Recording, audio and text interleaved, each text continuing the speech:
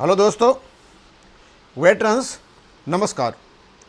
आज मैं इस वीडियो को 2 जून को बना रहा हूँ और आज एक अजीब व गरीब घटना हुई। वैसे इसकी आधारशिला तो नायक हरपाल सिंह जी ने कल ही रख दी थी, लेकिन आज कुछ विस्तृत रूप में वो जंतर मंतर पर आए। अजीब व गरीब सवाल कैप्टन लोकेंद्र सिंह साहब ने नायक हरपाल सिंह जी से पूछा। कहते हैं इंटरव्यू ले रहे थे उनका, पूछते हैं ओआरओपी की विसंगतियां क्या हैं। हमने सोचा भाई 100 दिन के बाद ये क्या हुआ। आज 100 दिन के बाद ये ओआरओपी की विसंगतियां पूछ रहे हैं और जवाब मिलता है। कहते तो हैं कि हाँ मैं जानता हूं, लेकिन मैं आपसे पूछना चाह रहा हूं। यही सवाल था।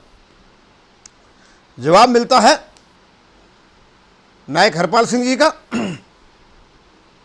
हम चाहते हैं कि भारत सरकार 3 जजों की कमेटी नियुक्त करे। भाई सवाल कुछ और जवाब कुछ, कोई बात नहीं है।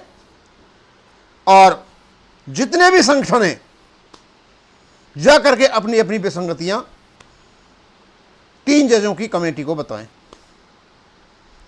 भाई कमाल का जवाब आया।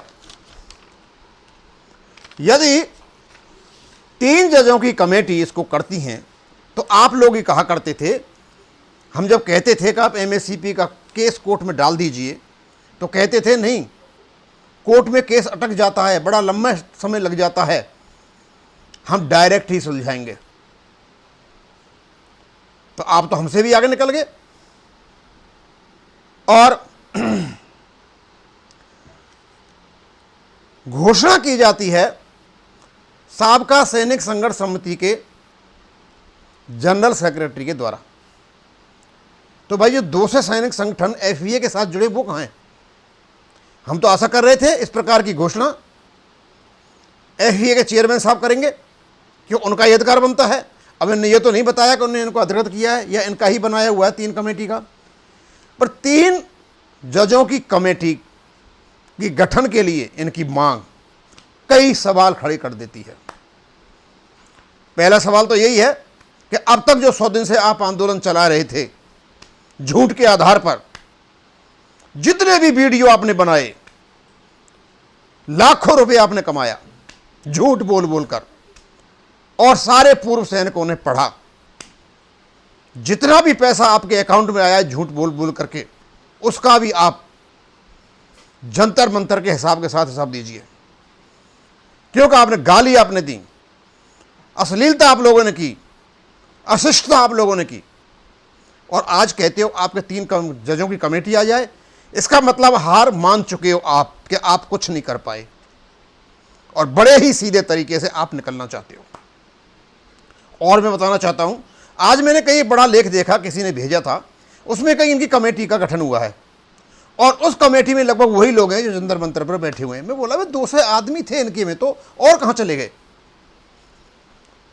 और जब हिसाब की बात आई तो चेयरमैन साहब कहते हैं कि अभी हमारा रजिस्ट्रेशन नहीं हुआ है, कोई परेशानी हो रही है, और शायद 31 मई से जो पैसा आएगा उसका हम हिसाब देंगे, पीछे का हिसाब उनसे पूछेंगे। या इनको डर लग रहा है उनसे पूछने में, एफवीए के चेयरमैन को डर लग रहा है उनसे ये पूछने में कि भैया हिसाब किताब क्या है। ये उनका हिसाब किताब था। लेकिन पे और चीजें बताऊं उससे पहले, बहुत लंबी लंबी बातें, इतने वीडियो बनाए, इतना झूठ बोला कि पूछो मत। पहले तो मैं कैप्टन लोकेंद्र सिंह जी की बता देता हूं। उल्टा चलता हूं मैं। 100 दिन जब पूरे हुए, 100 दिन पूरे, पूर्व सैनिकों की जय हो। जब भाई पूर्व सैनिकों की जय हो तो आपने ये 3 जजों की जो कमेटी का ऐलान किया है, यह किससे पूछा? पूर्व सैनिकों की 50% जीत 99 दिन साबित हो गई। थोड़ा बताओगे सर 50% क्या की जीत हो गई? एकदम 100% सटीक समाधान। ये कैप्टन लोकेंद्र सिंह जी का बता रहा हूं, और इन हर एक में इनका 1-1 लाख और 1.5 लाख व्यूज आया हुआ है। ओआरओपी 97 का ऐतिहासिक दिन मुकाम के नजदीक, रक्षा मंत्री हिजड़ा है, सैनिकों के मुंह पर तमाचा है। कैप्टन लोकेंद्र सिंह साहब, ये आपके ही टाइटल हैं। सरकार के अंदर खलबली प्रतिक्रिया आई सामने। इतनी बड़ी बड़ी आपने डींगे हाँकी और रिजल्ट आपका आता है आप 3 जजों की कमेटी मांग रहे हो। मैं तो हतप्रभ हूं आपकी इस उदासीनता के प्रति और इन सब बातों को देखकर। कपिल मामूली से लिए मैंने, इनकी गाली गलौज नहीं ली है, जिन गाली गलौज के इनने पैसे कमाए हैं। जंतर मंतर पर जनरल दहाड़ा, केंद्र में मची खलबली। ORP 2 केंद्र की बोलती बंद। 81 वो दिन पूर्व सैनिक जंतर मंतर आंदोलन की जीत। 81 दिन जंतर मंतर पर जीत हो गई। क्या केंद्र, क्या अधिकारी, चारों खाने चित्त। अब भैया मुझे आप ये बताइए, गाली तो मैंने इसमें सम्मिलित की नहीं है और अभी तो मैंने आपका 1% भी नहीं लिया है। 100 दिन से झूठ बोल बोल कर आपने ये आंदोलन चलाया। अब आप क्योंकि थक चुके हो, आपको पता चल गया है कि 3 बार ज्ञापन दे चुके हो, 4थी बार दोगे तो लोग गाली देंगे। आप जान चुके हो कि अब तिल में तेल नहीं है, क्योंकि अब कोई बहाना नहीं लगाया जा सकता। 2-4 दिन पहले 28 तारीख को झगड़ा हुआ, उससे थोड़ी एनर्जी मिली, वो भी खत्म हो गई। अब शान और इज्जत कैसे बचाई जाए, फेस सेविंग के लिए केवल और केवल आप 3 जजों की कमेटी लेकर के आ रहे हो। और जो आंदोलन पूर्व सैनिकों का चला था, जिसका कुछ अर्थ निकल सकता था, उसका आपने सर्वनाश कर दिया है, क्योंकि आप एक प्रॉपर ज्ञापन भी नहीं बना पाए। जब पूछा जाता है विसंगतियां क्या हैं, तो जवाब आता है कि 3 जजों की कमेटी बनाएंगे, उसमें अपना अपना ज्ञापन, क्या नाम, अपनी अपनी विसंगतियां बता देना। और इंटरव्यू लेते हैं कैप्टन लोकेंद्र सिंह। कैप्टन लोकेंद्र सिंह जी, आप जिस दिन जंतर मंतर पाए हो, आपने भी खूब पैसा कमाया है, क्योंकि आपके सब्सक्राइबर बहुत हैं